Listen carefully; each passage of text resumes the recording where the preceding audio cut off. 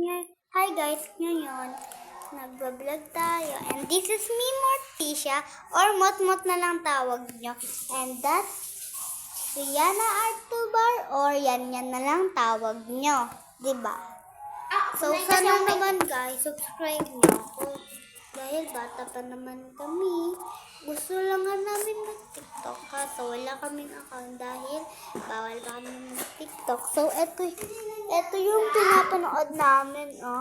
Kung gusto nyo rin gumawa kami ng kwento, mag-subscribe muna kayo kung gusto nyo gumawa kami ng kwento. Okay?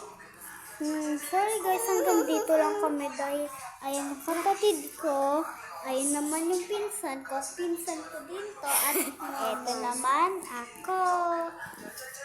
Yan sila, oh, kakain ng cake.